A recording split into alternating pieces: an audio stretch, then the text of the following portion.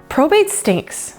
After the loss of a loved one, you're already dealing with loss, grief, funeral arrangements. And if your loved one also happened to own property, you're having to deal with probate. Ever wondered if there's a way to avoid the huge amounts of attorney's fees and the months or possibly even years it could take to divide everything up? Well, she's here. She's quite a lady. Probate is a noun and is defined as the legal process by which the validity of a will is established, or judicial certification of the validity of a will. Basically, when you pass on and leave a will, somebody has to interpret what you meant. We're going to talk about probate, but first, we're going to talk about the fact that I am not an attorney. I didn't go to law school. I can't give you legal advice, but I can tell you who you should talk to and give you an idea of what you should ask. When someone passes, assuming they even have a will, probate is what happens as attorneys sort through and define the meaning of your loved one's will. This can take a long time, especially if there's any disagreements amongst the heirs. If there is a home or perhaps multiple properties to be divided, this process gets even more arduous. When it comes to real estate of a loved one who's passed, do you sell it? Do you keep it? Let somebody live there? Do you rent it? Do you let a family member rent it? Whatever you do, all the heirs need to be in agreement, or attorneys have to get involved, and not only do the fees pile up, but family gatherings become a little bit more intense. There's just gotta be a better way, and there is. It's called a ladybird deed. A common misconception is that this deed was named after President Lyndon B. Johnson's wife, Claudia Alta Taylor Ladybird Johnson. But that's a myth.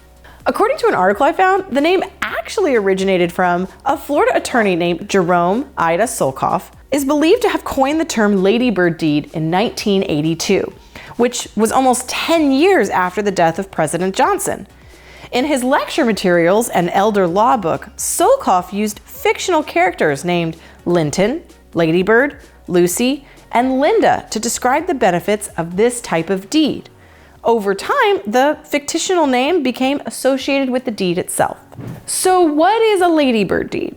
An article from NerdWallet defines this as, a ladybird deed is a type of life estate deed that lets the owner maintain control of a property until their death, when the property automatically transfers to a beneficiary without going to probate. It is also called a ladybird deed or an enhanced life estate deed. Essentially, when someone is still living, they can set up a ladybird deed. So upon their passing, the property automatically transfers to a person or a trust without having to go through probate. With aging or with ill family members, this can be incredibly helpful. But here's what you need to know. According to the article, this is only available in 5 states: Florida, Texas, Michigan, Vermont, and West Virginia. If you live elsewhere, you're going to have to establish an alternative method, and an attorney is going to be a great person to reach out to because, remember, I'm not one. This is totally not legal advice. Ladybird deeds remove properties from the owner's estate, making it no longer subject to probate when the owner dies. The current owner is in charge of the property. They can sell, refinance, make changes. The named beneficiary is in the deed, but they don't have any rights until that person passes away. The article also states that a ladybird deed can help you maintain your Medicaid eligibility. If you transfer a property to someone in the 5 years before applying for Medicaid, Medicaid might still count that property as part of your assets, and therefore you may not qualify for full benefits. Ladybird deeds aren't considered a transfer for Medicaid purposes, and thus won't affect your eligibility. This type of deed can also help in preventing your property from being used for Medicaid benefit costs. U.S. federal law allows states to claim a person's assets after their death to recover Medicaid costs for long-term care. In states where ladybird deeds are available, the property doesn't count as part of your estate and isn't subject to the Medicaid Estate Recovery Plan, or MERP. And finally, according to the article, ladybird deeds help you avoid property taxes. Some states where the ladybird deed is available cap the degree to which property assessors can increase a property's taxable value. However, this cap may reset if the property transfers, say, through a sale. So setting up a ladybird deed that transfers upon your death can keep you from losing this tax benefit. However, property taxes could be higher for the beneficiary or the person that you're leaving the property to through the ladybird deed.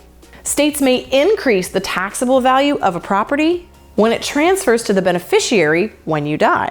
Thus, the beneficiary of the ladybird deed might be hit with higher property taxes once they inherit the property. But talk with your attorney because there are certain trusts that may help you avoid this. So, how do you set up one of these? My advice, hire an attorney. It's worth getting this right and seeking the professional help so that you can avoid any potential pitfalls. But here are the basic steps from that NerdWallet article. Proper setup of a ladybird deed depends on the state that you live in. Typically, you'll need to include the following: a legal description of the property, the grantors and beneficiaries' names, reservation of lifetime rights to sell the property, notarization by a notary, registration and filing with your county's registrar of deeds. You can create a ladybird deed yourself using a state-specific template, or for additional assistance, you can hire an attorney. Hire the attorney. Because ladybird deeds are relatively inexpensive to set up. The other reason to consult with an attorney is that there are alternatives to this type of deed. Perhaps the ladybird deed is the way to go, but perhaps there's a better way. And even though these conversations can be difficult and uncomfortable, they are so important. But as a homeowner, don't get ahead of yourself. Before you start setting up trusts and deeds, the first thing you need to establish is that you have a will. It can wreak havoc on your family if you pass and don't have one. I'm Lindsey Johnson, your resource for all things real estate. See you next time.